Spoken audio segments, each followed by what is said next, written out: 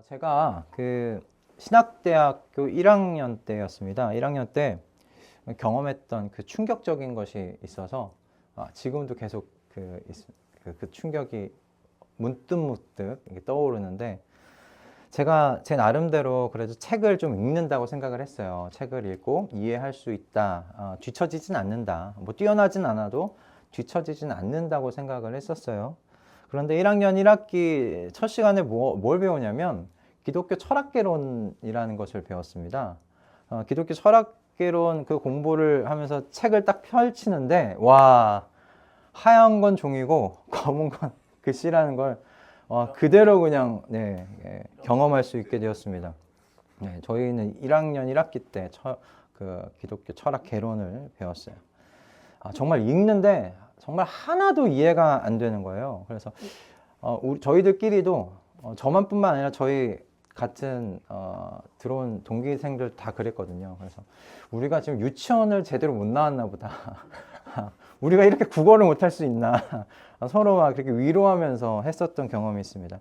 너무 힘드니까. 그래, 교수님 이거 이해가 안 되는데 어떻게 해야 돼요? 그랬더니 교수님이 뭐라고 하는지 아십니까? 외우라고. 아니요. 이해가 될 때까지 읽으시면 됩니다. 그러시는 거예요. 그래서 와, 이해가 될 때까지 읽어라. 얼마나 읽어야 되지? 그래서 저희 나름대로 10번씩 읽었던 기억이 있어요. 10번을 읽었더니 본문이 그제서야 조금 보이고 이해가 되는 거예요. 이게 너무 어려웠습니다. 참 어려웠다 생각이 드는데. 그런데 여러분, 근데 이 어렵다라는 말이 우리가 책을 대할 때도 어렵다는 말씀이 어렵다고 이야기하지만, 말씀을 대할 때도 우리가 어렵다라는 이야기를 쓰기도 합니다. 그런데 이 말씀을 읽을 때 어렵다라는 이건 좀 의미가 다르다라는 생각이 들어요. 아마 무슨 말씀을 드리려고 하는지 눈치가 빠른 분들은 눈치를 채신 것 같은데, 말씀을 듣거나 여러분 말씀을 읽다가 멈춰버린 경험들 혹시 한 번씩 있으십니까? 말씀을 읽는데 어렵다 하면서 덮어버린 어떤 경험들 혹시 갖고 계십니까? 말씀을 설교를 듣는데 야, 이거 어렵다 하고 멈춰버리신 혹시 경험 있으십니까? 솔직히 여러분, 말씀을 마주하기가 힘들 때, 불편할 때가 한 번씩은 다 있으셨을 것 같아요. 뭐 한 번뿐만 아니죠. 계속 우리의 삶 가운데 말씀을 대할 때 힘들 때, 어려울 때가 있는 것 같습니다. 뭐 예를 들면 이런 겁니다. 원수를 사랑해라. 내 십자가를 지고 나를 따라와라. 내 소유를 팔아서 가난한 사람들에게 나누어 주어라. 뭐 이와 같은 말씀들을 마주하게 되면 멈칫멈칫하게 좀 되지 않나 생각이 들어요. 그래서 많은 분들이 성경이 너무 어렵습니다 라고 말하는 것을 듣기도 합니다. 그런 의미에서 어렵다라고 많이들 이야기하시는 것 같다는 생각이 들어요. 그런데 여러분, 성경이 양자역학이나 고등수학보다 어려운 건 아니잖아요. 그죠? 사실 여러분, 근데 말씀의 핵심 메시지는 어린 아이들도 듣고 이해할 수 있을 정도로 저는 쉽고 단순하고 명료하다고 생각합니다. 여러분, 하나님이 세상을 이처럼 사랑하사 독생자를 주셨으니, 여러분, 이 문장이 어렵습니까? 이 문장을 이해하지 못하는 사람이 있습니까? 초등학생들도 이건 다 문장을 이해합니다. 무슨 말인지 압니다. 하나님이 세상을 이처럼 사랑하신다는 것을 하나님의 아들이신 예수 그리스도를 통해서 하나님께서는 여러분 드러내시고 말씀하셨어요. 그죠? 저는 오늘 요한복음 6장, 지금 말씀이 어느 사건 이후로 계속 이어지는 말씀입니까? 오병이어 사건으로 계속 이어지고 있는 말씀입니다. 오병이어의 사건도 여러분, 저는 그래서 그 중에 하나라고 생각이 들어요. 하나님께서 우리를 이처럼 사랑하신다는 것을 예수 그리스도를 통해 증거하시고 증명하신 사건이라고 생각합니다. 하나님이 우리를 긍휼해야 하시는 그 마음이 그리스도를 통해 이 땅 가운데 흘러나온 사건이 오병이어라고 해도 우리 과언이 아니라고 생각합니다. 오늘 본문은 바로 이 오병이어의 기적을 예수님께서 행하신 직후에 일어난 사건이에요. 많은 사람들이 예수님을 뒤따라 왔습니다. 이들은 예수님으로 인해서 배가 불렀던 사람들입니다. 자신들의 이 배를 부르게 해주신 이 예수님을 그래서 왕으로 삼으려고 했었지요. 그런데 우리 주님께서 어떻습니까? 늘 그 찬물을 끼얹으시는데 프로시잖아요. 그죠? 주님을 왕으로 섬기겠다고 주님께 몰려든 사람들에게 주님께서 무엇이라고 이야기하셨어요? 지난주에 내 살을 먹고 내 피를 마시라고 이야기합니다. 그죠? 이 말씀과 함께 정말 많은 제자들이 이제 예수님을 떠나는 사건이 오늘 본문에 나옵니다. 자, 그럼 우리가 여기서 질문해 볼 수 있어요. 왜 이들은 예수님을 떠났을까? 왜 이들이 예수님을 떠났을까? 그렇게 예수님을 따르고 예수님을 왕으로 삼기를 원했던 사람들, 예수님으로 인해서 배불렀던 이 사람들이 왜 주님을 이렇게 떠났는가? 정말 예수님의 말씀이 어려워서였을까? 아니면 다른 이유가 있었을까? 우리가 오늘 본문 속에서 좀 그것을 좀 생각해 보려고 합니다. 여러분, 그 궁금증을 가지고 오늘 요한복음 6장 60절에서 63절까지의 말씀을 함께 좀 읽었으면 좋겠습니다. 길지 않아요. 그래서 짧은 말씀이니까 우리 한 목소리로, 정말 한 목소리로 함께 읽어보도록 합니다. 함께 읽겠습니다. 시작. 예수의 제자들 가운데서 여럿이 이 말씀을 듣고 말하기를 이 말씀이 이렇게 어려우니 누가 알아들을 수 있겠는가 하였다. 예수께서 제자들이 자기의 말을 두고 수군거리는 것을 아시고 그들에게 말씀하셨다. 이 말이 너희의 마음에 걸리느냐? 인자가 전에 있던 곳으로 올라가는 것을 보면 어떻게 하겠느냐? 생명을 주는 것은 영이다. 육은 아무데도 소용이 없다. 내가 너희에게 한 이 말은 영이요 생명이다. 아멘. 제자들은 예수님의 말씀에 대해서 이렇게 이야기를 했습니다. 이 말씀이 이렇게 어려우니까 누가 알아들을 수 있겠는가? 이 말씀이 이렇게 어려우니 누가 알아들을 수 있겠는가? 근데 여기서 여러분 이 어렵다, 이 어려우니, 어렵다라는 말씀이 뭐냐면 단어가 스콜레로스라는 단어입니다. 스콜레로스라는 단어인데 이 단어가 여러분 무슨 의미냐? 딱딱하다, 거칠다, 완고하다라는 말씀도 있지만 밑에 뭐라고 되어 있냐면 받아들이기 힘들다. 그리고 마음에 거슬린다라는 뜻을 가지고 있습니다. 그러니까 이 말씀이 이해가 안 가서 어렵다는 거예요? 아니면 받아들이기 힘들어서 어렵다는 거예요? 제자들이. 받아들이기 힘들다는 거예요. 이해가 되지 않는다는 게 아니라 받아들이기가 힘들다는 거예요. 분명한 건 뭐냐면 지적인 이해도가 떨어져서가 아닙니다. 지적인 이해의 문제가 아니라는 거예요. 무슨 문제입니까? 감정적인 문제예요. 의지적으로 거부감이 드는 그런 영역의 문제라는 거예요. 마치 이런 거죠. 쓴 약을 먹기 싫어하는 아이처럼 말씀의 내용이 뭔지는 이해는 되는데 삼키기가 어려운 것, 아니면 삼키고 싶지 않은 것. 지금 제자들의 상황이 그런 겁니다. 오늘 말씀을 마주하는 저와 여러분, 우리도 마찬가지일 때가 얼마나 많습니까? 제가 목사지만 저도 그럴 때가 너무나 많습니다. 여러분 11조 말씀 여러분 이해가 안 가서 어려운 것 아니잖아요. 재정이 빠듯할 때 이 말씀이 거슬리는 것 아닙니까? 용서의 말씀이 여러분 이해가 안 가는 것 아니잖아요. 내 안에 깊은 상처가 있을 때 그 말씀이 너무 쓰라리고 가혹하게 느껴져서 거슬리는 거 아닙니까? 섬김의 말씀이 여러분이 이해가 안 되는 겁니까? 아니잖아요. 피곤하고 내가 여유가 안 날 때 그 말씀이 너무 부담이 되는 겁니다. 내 몸 하나 건사하기도 힘든데 라는 마음이 들기 때문에 섬김의 문제에 대한 이야기, 말씀이 내 마음에 거슬리는 겁니다. 정직에 대한 말씀도 마찬가지 아닙니까? 여러분 정직에 대하여 주님께서 말씀하시는 그 말씀이 내용이 어렵습니까? 아닙니다.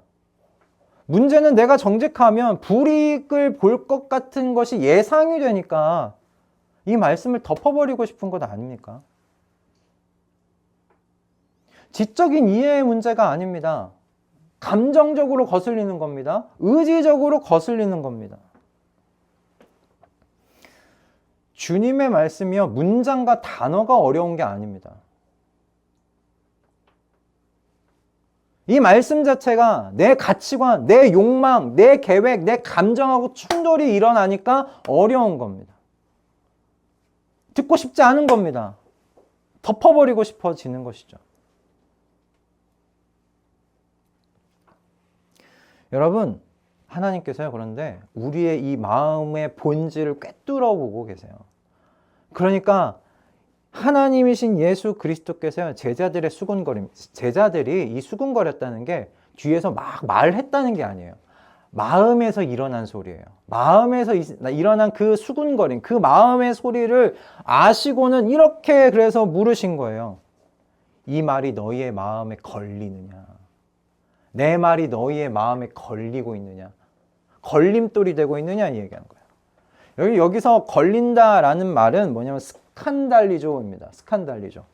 넘어뜨리다, 장애물이 되다. 그러니까 주님께서 주신 말씀이 너를 넘어뜨리고 있냐? 너한테 장애물이 되고 있느냐? 지금 그렇게 이야기하고 계시는 거예요. 제가 청년 때 다녔던 교회가 높은천 수행이교회로 김동 목사님이 계셨던 교회였어요. 근데 거기서 목사님 보시면 이제 설교를 되게 반복을 되게 많이 하시거든요. 예화도 저거 분명히 언제 들었던 예화인데 그걸 정말 계속 사용하세요. 근데 그 예화 중에 뭐냐면 정직에 대한 주제로 이야기하실 때 쓰셨던 예화가 있어요. 늘 이제 정직하면 세금 관련해서 말씀을 하시는데 당시 이제 종교인들은 세금을 내지 않았어도 됐어요. 근데 당신은 대한민국 국민으로서 정직하게 나는 그래도 세금 숨기지 않고 내신다. 그렇게 이야기를 하셨습니다. 그렇게 정직과 이 세금에 대한 이야기를 설교로 가감없이 이야기하셨는데 여러분 그 설교 이후에 김동 목사님이 정말 많은 메일을 받으셨다고 그랬어요. 근데 그 메일의 내용이 여러분 뭔지 아십니까? 그때 이야기를 해주셨는데 나라에서 내는 세금 다 내면 사업 못한다 였어요. 사업할 수 없다. 현실을 모르니까 그런 말씀하시는 거다. 교회에서 목사로 계시니까 교회 안에 계시니까 할 수 있는 이야기다. 교회 밖에 나와서 그럼 사업을 해봐라. 그렇게 말할 수 있나? 제가 알기로 그래서 밖에 나가서 사업하신 것 같아요. 김 목사님이 교회에서. 그런 공격적인 내용들을 이렇게 들으셨다고 해요. 저는 이분들에게 정직이라는 여러분이 주제의 말씀이 이해가 안 돼서 어려운 게 아니었다고 생각합니다. 그죠? 그분들이 지금 그렇게 반응한다는 건 정직에 대한 주제를 이해 못해서가 아니잖아요. 그죠? 정직하면 불이익을 감수해야 하기 때문에 어렵다는 거잖아요. 그 어려움을 이렇게 저는 표현했다고 생각합니다. 여러분, 근데 우리도 마찬가지입니다. 한숨을 쉴 게 아니에요. 우리도 마찬가지입니다. 여러분, 사랑이라는 주제의 말씀이 여러분들에게 이해가 안 돼서 어려운 거 아니잖아요. 여러분, 우리 고린도전서 13장 말씀 한번 읽어볼까요? 고린도전서 13장 말씀 1절부터 7절로 좀 길더라도 우리 함께 좀 읽어보도록 하겠습니다. 이해가 안 되시는지 한번 읽으시면서 한번 보시기 바랍니다. 함께 7절까지 함께 읽겠습니다. 시작. 내가 사람의 모든 말과 천사의 말을 할 수 있을지라도 내게 사랑이 없으면 울리는 징이나 요란한 꽹과리가 될 뿐입니다. 내가 예언하는 능력을 가지고 있을지라도 또 모든 비밀과 모든 지식을 가지고 있을지라도 또 산을 옮길 만한 모든 믿음을 가지고 있을지라도 사랑이 없으면 아무것도 아닙니다. 내가 내 모든 소유를 나누어 줄지라도 내가 자랑 삼아 사랑이 없으면 내게는 아무런 이로움이 없습니다. 내가 친절합니다. 사랑은 시기하지 않으며 뽐내지 않으며 교만하지 않습니다. 사랑은 무례하지 않으며 자기의 이익을 구하지 않으며 성을 내지 않으며 원한을 품지 않습니다. 사랑은 불의를 기뻐하지 않으며 진리와 함께 기뻐합니다. 사랑은 모든 것을 덮어주며 모든 것을 믿으며 모든 것을 바라며 모든 것을 견딥니다. 아멘. 좀 길지만 함께 읽어봤습니다. 여러분, 이 고린도전서 13장 말씀 가운데 여러분이 이해가 안 되는 단어, 뜻 모르는 단어 혹시 있으십니까? 문장이 이해가 안 되는 문장 여러분 보셨습니까? 전혀 없습니다. 전혀 없습니다. 그런데 여러분 이 사랑이 여러분 말씀이 어렵죠. 어렵죠. 그럼 이 사랑의 실천을 말씀하시는 하나님 앞에 그런 의미에서 우리의 마음도 제자들과 같은 수근거림이 있지 않는가라는 생각이 들어요. 사랑은 오래 참고 친절하답니다. 이 말씀에 우리 마음은 수근거립니다. 주님, 도대체 언제까지 참아야 합니까? 어디까지 친절해야 됩니까? 사랑은 무례하지 않고 자기 이익을 구하지 않고 성을 내지도 않고 원함을 품지도 않는다고 합니다. 이 말씀 앞에서도 우리의 마음은 수근거립니다. 이런 사랑을 라고 하나님께서 저와 여러분을 나를 부르셨습니까? 어떻게 성을 안 냅니까, 주님? 나도 조금 이익이 남아야 되지 않겠습니까? 내가 베풀면 나도 좀 받아야 되지 않겠습니까?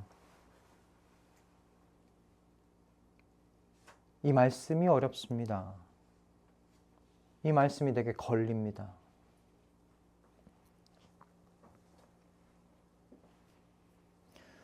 상대가 내게 무례하지 않게 하면, 그러면 무례하게 하면 나는 그냥 참아야 하는 것입니까? 상대가 내게 성내지 않으면 나도 그렇게 해야 되는 것입니까?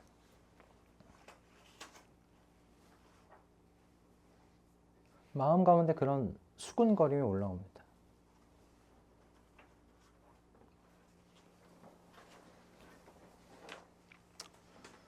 우리가 말씀이 어려운 이유는 그 말씀이 우리 현실적인 판단, 우리의 감정, 우리의 이해 등과 충돌하고 있기 때문이 아닌가. 우리가 근데 충분히 그럴 수 있습니다. 충분히 그럴 수 있습니다. 주님께서도 우리의 연약한 것을 여러분 아셨습니다. 우리 연약한 것을 아세요? 그래서 두 가지를 말씀하셨어요. 우리 본문 속에서. 두 가지를 말씀하셨어요. 이 두 가지를 기억해라 말씀하십니다. 첫째는 뭐냐면 여러분, 그렇게 여러분 안에 걸리는 말씀이 올 때 주님께서 기억하라고 하십니다. 말씀이 나온 신적 권위를 기억하고 생각하라고 이야기합니다. 그 말씀이 나온 그 권위가 어디서, 출처가 어딘지를 기억하고 생각하라고 말씀하시는 거예요. 62절 말씀에 이렇게 되어 있습니다. 62절 말씀 함께 읽겠습니다. 시작. 인자가 전에 있던 곳으로 올라가는 것을 보면 어떻게 하겠느냐. 여러분 이 말씀에는 예수님께서 십자가에 들리시는 것과 그리고 오셨던 곳으로 다시 올라가시는 승천에 대한 그 올라감이 여기 다 포함되어 있습니다. 그러니까 예수님께서 십자가에서 죽으시고 그리고 죽음을 이기고 부활하셔서 하나님의 아들이신 것을 증명하신 이후에 다시 오셨던 곳으로 돌아가시는 여러분 그 올라가심, 승천에 대한 말씀인데요. 예수님께서 말씀하시는 건 이겁니다. 예수님께서 전한 그 말씀이 우리의 마음에 그렇게 걸림돌이 되고 있다면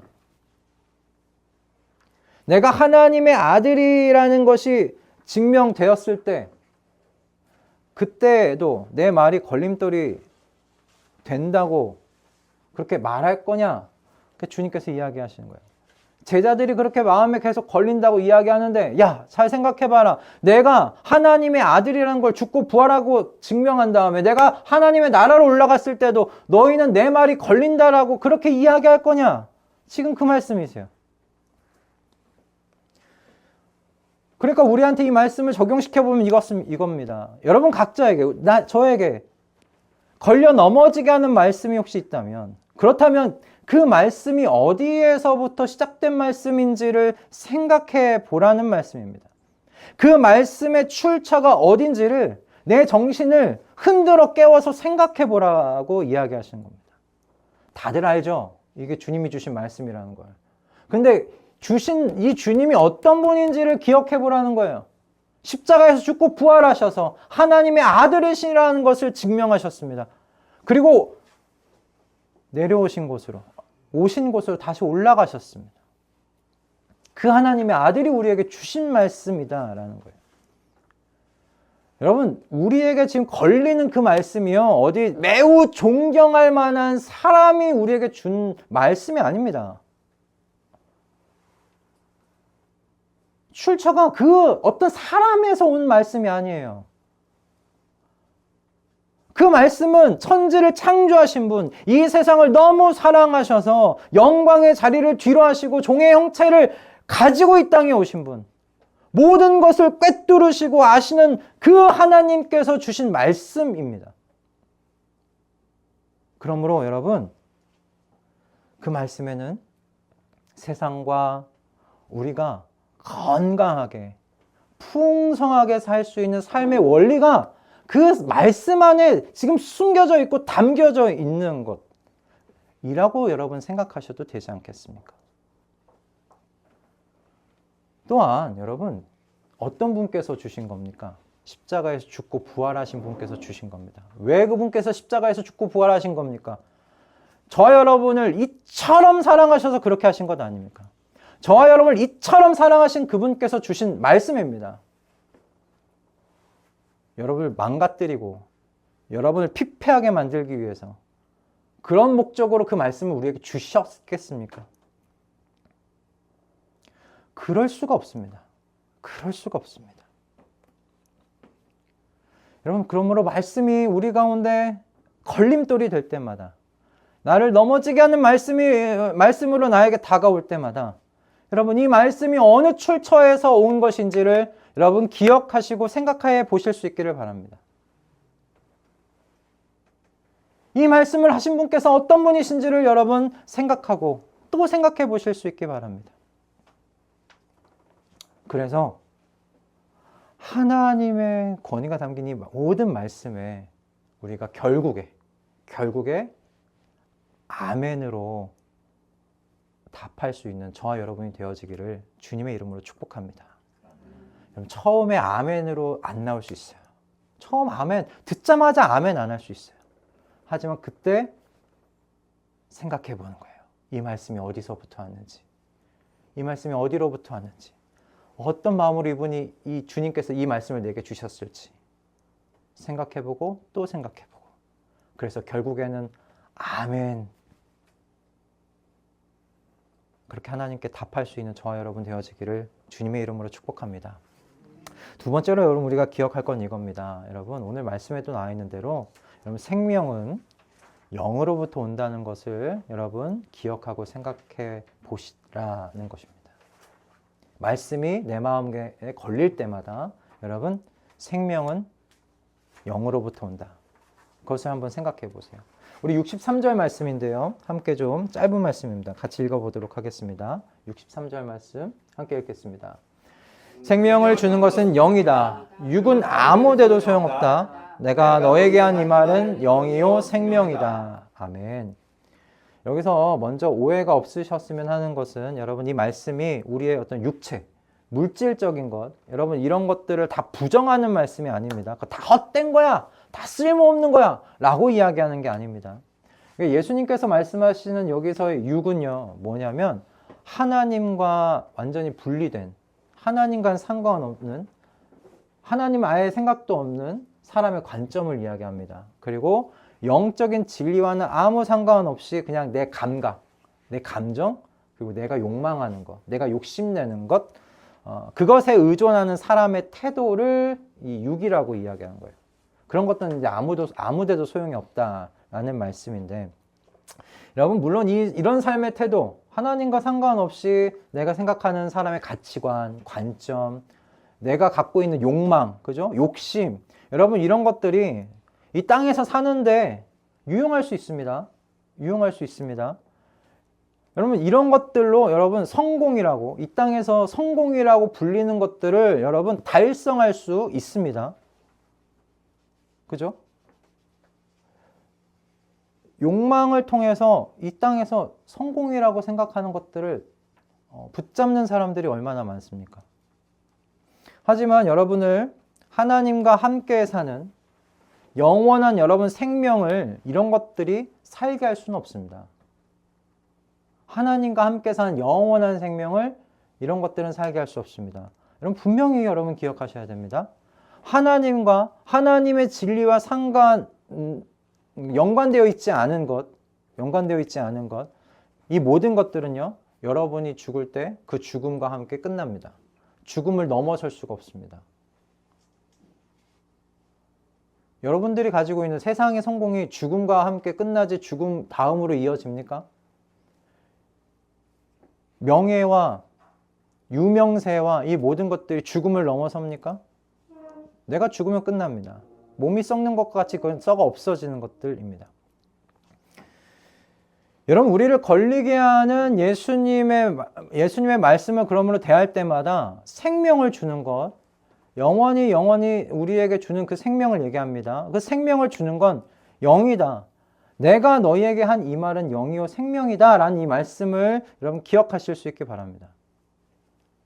여기서 영은 그 푸뉴마라는 말로 성령을 의미합니다. 성령, 하나님의 영입니다. 예수님께서 이 땅 가운데 오셔서 이 땅에서 공생애를 시작하실 때 여러분 성령으로 충만한 상태에서 공생애를 사셨다는 것을 여러분 기억하십시오. 그래서 예수님께 사신 그 모든 말씀은요, 곧 하나님의 성령으로부터 나온 하나님 아버지의 말씀이셨습니다. 한 번도 예수님께서는 당신의 관점으로, 사람의 관점으로 말하신 적이 없습니다. 다 하나님 아버지의 말씀이었습니다. 그래서 예수님의 모든 말씀은 뭐예요? 성령의 말씀으로 살아있는 그런 영적인 실제이신 거예요. 그러니까 쉽게 말하면 단순한 어떤 도덕적인 정보가 아니라는 거예요. 도덕적인 정보가 아니라는 거예요. 사람은 이렇게 살아야지 라고 하는 어떤 권위 있는 한 사람이 우리에게 준 말씀이 아니라는 겁니다. 그러니까 사람들이 이야기한 좋은 말씀이에요. 그런 게 아니라는 겁니다. 좋은 말씀 정도가 아니고요. 여러분 생명을 주는 말씀이라는 거예요. 여러분을 모든 생명의 기원이시고 원천이신 하나님 아버지와 이어지게 만드는 말씀이라는 겁니다. 할렐루야.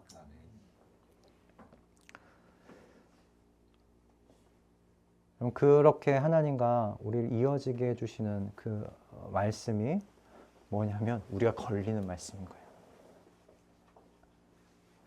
그러면 생각하세요. 내가 걸릴 때 이 말씀은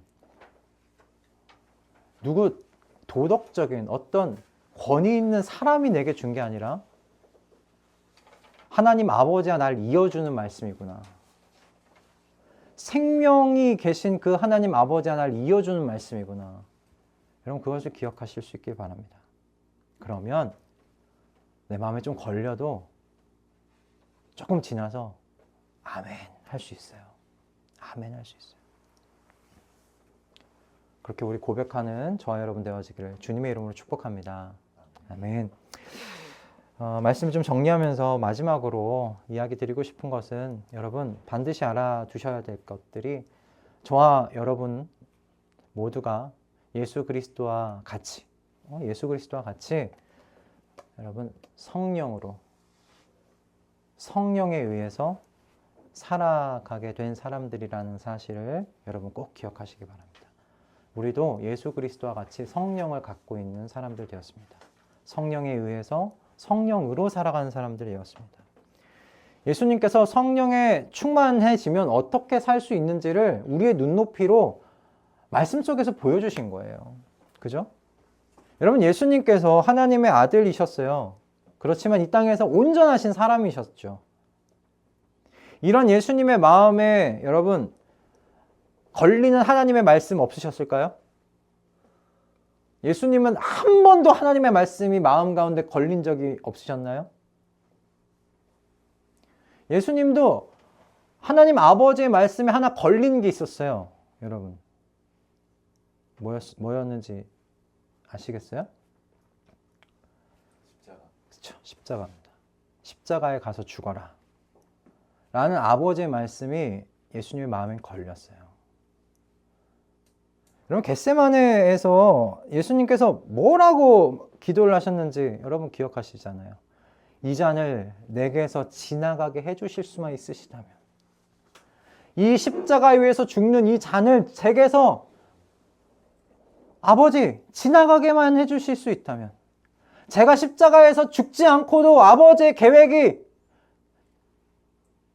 완벽하게 이루어질 수만 있다면, 주님, 저 이 잔을 안 먹어도 되지 않을까요? 그 마음이셨던 거잖아요. 이 잔을 내게서 지나가게만 해주실 수 있다면, 예수님도 그 마음에 이 말씀이 걸리셨던 거예요. 십자가에 가서 죽으라는 말씀이. 그렇게 그래서 지나가게 해달라고 하나님 아버지께 기도한 거 아닙니까? 정말 순종하기 어려우셨던 겁니다, 그거. 정말 순종하기 어려우셨던 거예요. 그런데 결국에는 어떻게 기도하세요? 다 아버지의 뜻대로 해주십시오. 다 아버지의 뜻대로 해주십시오. 그렇게 기도하시잖아요.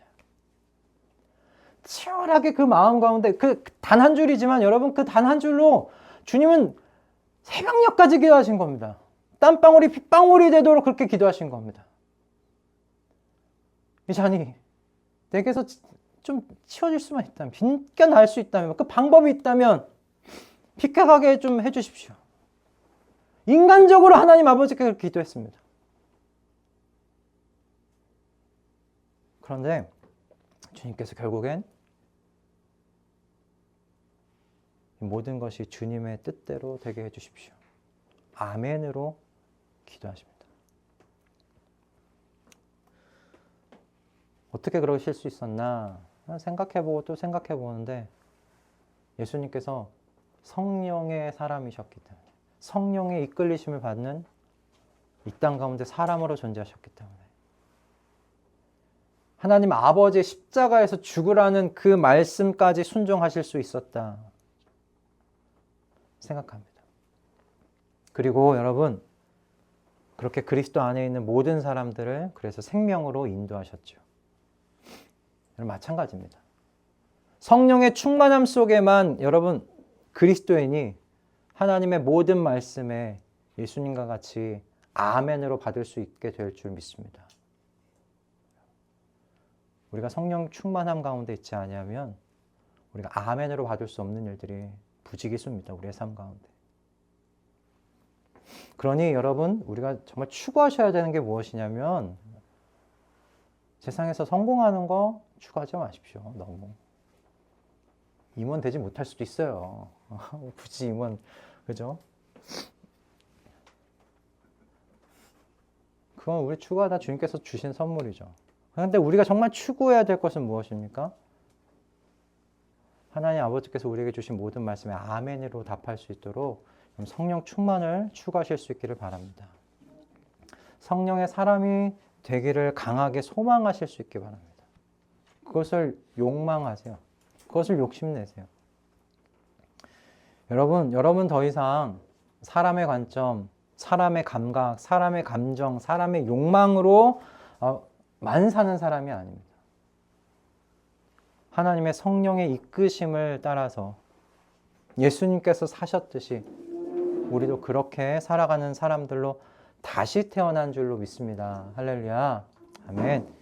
이번 주 여러분, 우리 매일 아침마다 일어나서 이렇게 우리 자신한테 좀 이야기해 주면 어떨까라는 생각이 들더라고요. 이렇게 이야기해 주는 거예요. 유나나, 너는 성령으로 사는 사람으로 다시 태어났다. 성령으로 사는 사람으로 다시 태어났다. 성령께서 인도하시는 대로 순종하며 사는 것에 오늘 하루 최선을 다해보자. 그렇게 우리 자신한테 한번 이야기해 주었으면 좋겠습니다. 아침마다. 오늘 아침 일어나자마자 회사 가서 무슨 일 해야 되지? 누구 만나야 되지? 누구 뭐 해야 되지? 그거 생각하기 전에 유나나, 너는 성령으로 사는 사람으로 다시 태어났다. 오늘 성령께서 이끄시는 대로 한번 순종하면서 이 한날을 살아보자. 우리 자신한테 좀 그렇게 이야기해주고 이렇게 기도했으면 좋겠어요. 주님, 성령의 다스림 아래에서 오늘 하루 살 수 있도록 도와주십시오. 육의 사람이 아니라 영의 사람으로 그렇게 살아갈 수 있도록 주님, 절 이끌어 주십시오. 그렇게 한번 기도하면서 이 한날 한날 이번 한 주 좀 살아보았으면 좋겠습니다. 우리 그렇게 성령의 사람으로 성령에 이끌려 살아가는 사람들 되십시다. 그래서 하나님의 모든 말씀에 우리 결국에는 아멘으로 응답해 드리면서 우리의 주인의 마음을 시원케 해드리는 우리 주님의 자녀들, 주님의 종들로 이 한 주 승리하시는 저희 여러분 다 되시기를 주님의 이름으로 축복합니다. 아멘.